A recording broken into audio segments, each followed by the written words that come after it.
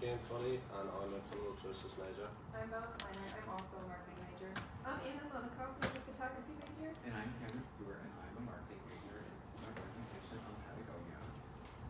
So just to start off, we want to do a quick show of hands. Put your hands up if you own or have owned anything Patagonia. Alright, so here's what we're going to be covering today. I'm going to be taking care of the history of Patagonia. So its long history of sustainability began when the founder Yvon Chouinard went to a junkyard and he purchased used blacksmith materials and steel to create and sell climbing gear from the back of his car. By 1965, Chouinard and Tom Frost had partnered to create Chouinard Equipment, where they would spend the next years revolutionizing the climbing community with better lightweight equipment. After only 5 years, they made it to the top of all competition and they continued to revolutionize. By 1972, they needed to shift the image of the brand by moving into the realm of apparel and changing the name to what we know as Patagonia, where they've continued to grow the company to this day. So now we're moving on to the environmental analysis. So on the screen is a list of factors that impact Patagonia. Starting off with the political factors. Any changes in the US political environment can impact Patagonia's operations and policies big time. For example, a change in the tax policies could impact their financial position and also their ability to invest in organizations that support the environment. Also, they are actively involved in political campaigns for environmental protection and slowing down global warming. Why is that? Well, the biggest reason is they are located in, their headquarters is located in the US. Therefore, they must follow all law or regulation changes that might occur in the country. Next up is the economic factors. So sales and income could be affected by global economic developments in recessions or exchange rates. And Patagonia targets consumers interested in outdoor activities and sustainable products. So any shifts in consumer behavior brought on by the economy can impact the brand's image and success. Next is the social factors. Patagonia's commitment to sustainability and ethical practices aligns with consumer demand for environmentally responsible and socially conscious products, and especially those products that come from authentic and transparent brands like Patagonia. Their involvement in activism and advocacy for environmental and social causes such as the Native Fish Society and the Conservation Lands Foundation, both of which are non-profit organizations. This further highlights their dedication to promoting environmental stewardship and social justice. Then moving on, we have the technological factors. So Patagonia invests in sustainable technologies and innovations to improve sustainability and reduce environmental impact.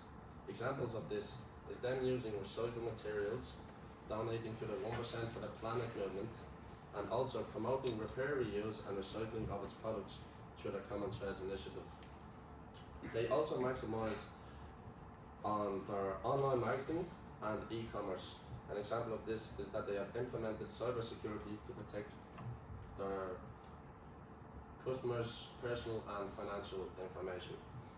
However, the adoption of new technology can create some challenges, such as needing to train employees, potentially slowing down the way the business is ran, and impacting their brand image.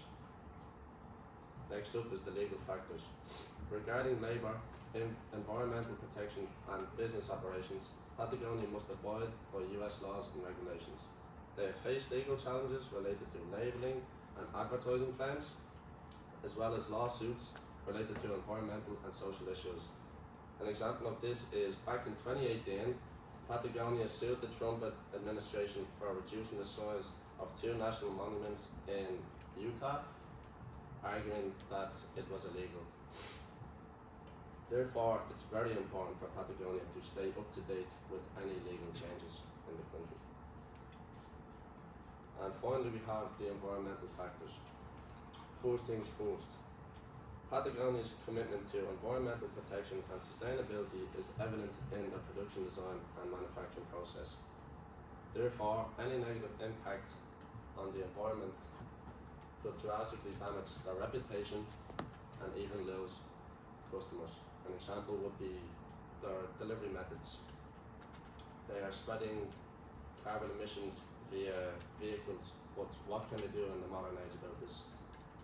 And then secondly, natural disasters such as floods, wildfires, droughts, all of these things can disrupt their supply chain and operations, causing shortages and delays. Next, I will be covering the marketing objectives and performance.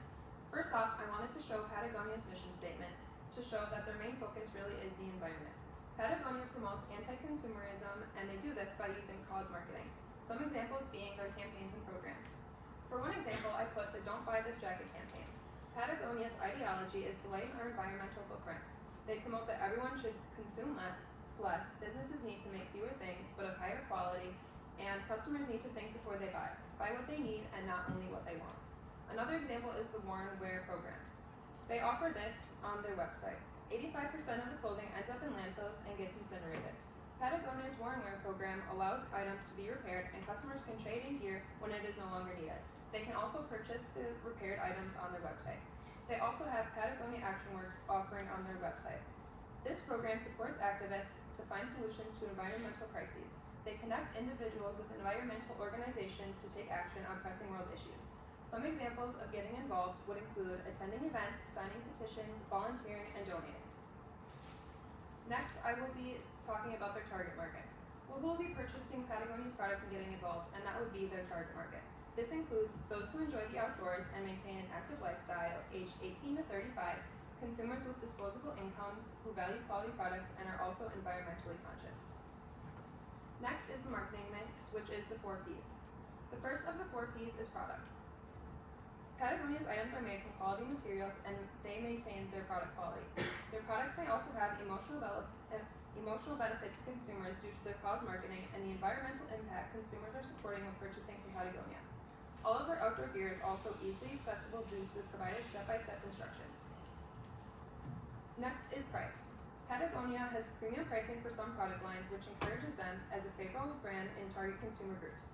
They can charge a premium because customers accept that environmental friendly production can come at a cost.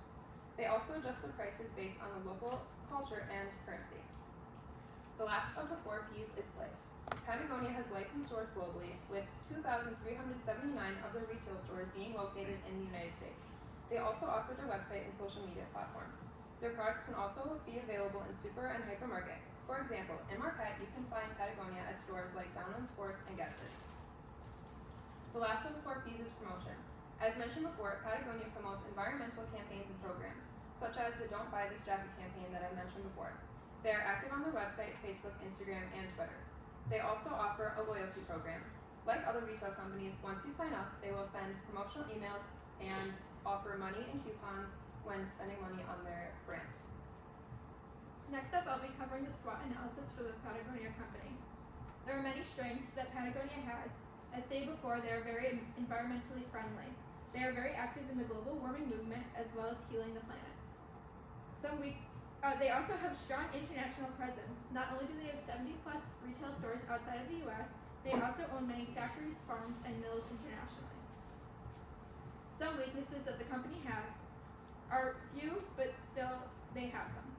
They have little market presence compared to their competitors. As stated before, Patagonia has 2,379 retail locations in the US, whereas North Face, a competitor of Patagonia, has over 3,500. They also are known for their low salaries for their employees. This is obviously situational depending on your position in the company, but as of May 2022, an employee at Patagonia made an average of $30,020 per year, whereas at a competitor, Lululemon, an employee made an average of $115,673 per year. There's opportunity in the Patagonia company. Like I mentioned before, they have fewer retail locations than competitors. They could expand their retail locations to gain more consumers, as well as 9% of their retail locations in the US are focused in California, so they could expand as well in the US to other states. They could also expand their product line, as not much has changed in the last 50 years, and most of it is marketed to adventurous people. Some people think that they are not adventurous enough to buy a Patagonia product. Threats to the company include COVID-19, as this was hard for every business. Patagonia suffered from financial losses and ended up closing 39 retail locations. They also suffer from climate change, even though they are one of the largest companies to help in the climate change movement. The weather affects the cotton creation, and cotton is used in Patagonia's products. So before I start with the case study analysis, I do want to ask, who here prefers Patagonia over the North Face? Right. So Patagonia does have a lot of competition. Some of these brands would be Columbia Sportswear, Canada Goose, or LL Bean, but their biggest competitor overall is the North Face. Both brands share a similar target market, people aged 18 to 35 who value quality products and are economically and environmentally conscious. Both brands carry a similar variety of products and also are similar in price. Funny enough, both companies were also founded in the same decade, and both companies were founded by climbers.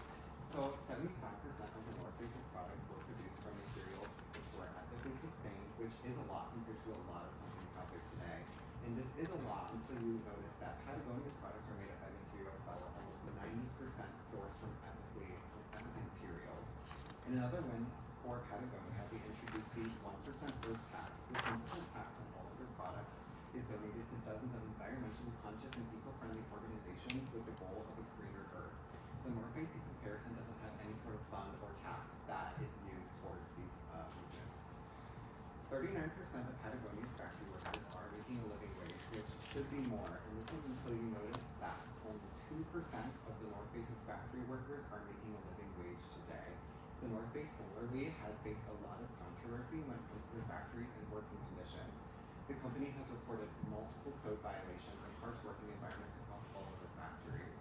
The North Face has also sadly reported over 2,000 deaths in their factories alone due to these harsh working conditions. Patagonia, on the other hand, has special made teams to go into these factories and working locations to make sure that they are healthy and safe working environments for all of their employees. The company has also never reported a single death among any of their working environments. Finally, Patagonia has created multiple teams and organizations tasked with improving the company in any way that they can. As stated before, they did create teams to go into the workplaces to make sure that they are healthy and safe for all of their employees. They also have created teams to tackle where their materials are sourced from. They go to these locations and ask themselves and ask the employees, how can we make our materials more ethically sourced? What can we do to improve where our materials come from? How can we make our company overall more eco-friendly and create a greener Earth? They also have different organizations focused with their marketing. They go out to many different protests, rallies, clubs, organizations, events, and they ask the people there what they as a company can do to improve their marketing to beat out their competitors. They ask people what their company can do to appeal to more people to create a more greener and ethically sustained overall company. So overall, Patagonia and the North Face are fierce competitors, but I believe that Patagonia does take a slight edge when you compare all of these factors. Their huge leaps and bounds towards a more sustainable environment and soothing motions and good working conditions are crucial to beating out their biggest rival. So, in conclusion, thank you for listening to our presentation.